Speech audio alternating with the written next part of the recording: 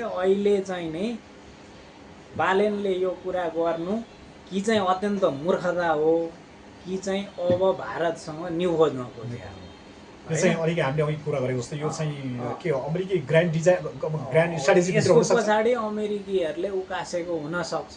जस्तो मैले पहिल्यैदेखि भन्दै आएको कुरा के छ भने यो 2020 मा जुन 13 गते नेपालको संसदले चुचे नक्सा पास गर्यो नि, त्यहाँ धेरैले चीनले गरायो भन्ने छ। भारतको चाहिँ नि त्यो सेना प्रमुखले पनि भनौँ त्यहाँ चीन थिएन, त्यो इन्डियनहरूले के अरे अमेरिकनहरूले गरेका थिए इन्डियाको विरुद्ध। किन भन्दाखेरि जुन 13 तारिक चाहिँ नि 2020 मा त्यो पास भयो, 15 तारिक अमेरिकन एम्बेसीको फेसबुक पेजमा र ट्विटर ह्यान्डलमा त्यो नक्सा सेयर भएको छ होइन। त्यसको अर्थ छ किनभने नेपालले त 2025 को जनवरीमा मात्रै नक्सा चाहिँ नि पास भएको डिप्लोमेटिक नोट चाहिँ नि फरेन मिसनमा पठाइरहेछ होइन। भनिसकेपछि त यो चाहिँ नि एउटा भारतसँग न्यु खोजेर सम्बन्ध बिगार्न चाहिँ नि हामी छौँ भनेर उकासेको उक्साहटमा पनि गरेको हुन सक्छ। यसको चाहिँ पछि यसको पर्दा खुल्दै जाला, पछि खुल्दै जान्छ। अब छोटोमा चाहिँ जाउँ, अब हामी अर्को उसमा चाहिँ अलिकति लङ उसमा कुराकानी गरौँला। अहिले के छ जस्तो यो एमसिसी पारितपछि तपाईँको अहिले एसपिपी पनि लगभग अलरेडी चाहिँ पारित भइसकेको छ, यो कार्यान्वयनको चरणमा छ मात्र भन्ने कुरा छ। अहिले नयाँ चाहिँ मैले हेरिरहेको छु जस्तो यो अहिले नेपालमा यो लिलीप्याड र अर्को सोफा चाहिँ एउटा मोडेल स्ट्राटेजीमा चाहिँ अमेरिका नेपालमा आइरहेको छ भन्ने गरेको छ। तपाईँले यो बारेमा के भन्नुहुन्छ छोटोमा चाहिँ? अब यो कुरा चाहिँ नि विनोद बस्नेतले चाहिँ नि आफ्नो नेपाली आर्मीका पूर्व मेजर जनरलले भनेको छ पहिल्यै भइराखेको र भदौ 24 गते शेरबहादुर देउवाले कुटाइ खाएको र ओली चाहिँ हेलिकप्टरमा भागेको कारण चाहिँ राजेन्द्र छेत्रीले एसपिपी सम्झौता गरिसकेको थियो आर्मीले।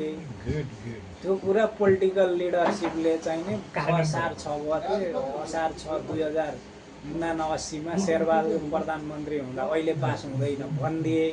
7 गते राजसभाको घोषणा भएको छ राष्ट्रिय स्वतन्त्र पार्टीको होइन।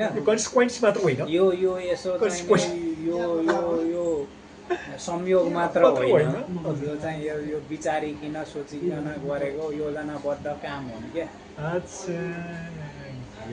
होइन। अब यो हुँदाहुँदै पनि यसको बिचमा चाहिँ अहिले घटनाक्रम चाहिँ नाटकीय मोडमा चाहिँ किन पुगेको छ भने यदि इरानमा चाहिँ नि अमेरिकाले इरानलाई भोलि 2-1 हप्तामै ठेगान लगाइदिएको भए अर्कै हुन्थ्यो। अब विश्व राजनीतिको केन्द्र चीन भएको छ। अब यहाँ धेरै उक्साहटमा लाग्यो भने चाहिँ नि हामी फस्छौँ भन्ने कुरामा नेपाली सेना पनि अहिले त्यसलाई नेपाल पनि राजनीतिक केन्द्र बन्न सक्छ। अब भारत विरुद्ध युज गर्ने हो, चीन विरुद्ध युज हुने भयो भने चीन भारतले प्रतिक्रिया गर्छन् नि डेफिनेटली। अब युक्रेनमा 2014 मा चाहिँ नि त्यो कलर रिभोल्युसन गरेर चाहिँ पपेट ल्याएको किन भन्दा रुस विरुद्ध पछि एट्याक गर्यो। जे भयो भने भारत र चीन शक्तिशाली देश हो, न्युक्लियर पावर भएको छ। हाम्रो दुईटासँग चाहिँ नि हामीले गुनासो तिमीहरूले हेप्यौ हामीलाई व्यवहार गरेनौ प्रतिक्रिया गर्नु एउटा कुरा हो होइन। तर चाहिँ तपाईँको मिलिटरी लेभलमा चाहिँ कन्फ्रन्टेसन गर्न खोजियो भने त हामी सक्दैनौँ। हाम्रो त मोरल पावर मात्रै हो, नैतिक रूपमा आफ्ना कुरा भनिराख्ने हो। फिजिकली पोलिटिकली हामीसँग त्यो प्रकारको चाहिँ छैन। पोलिटिकली भन्ने हो कुरा, तर मिलिटरीले हामी सक्दैन, फिजिकली हामी सक्दैन।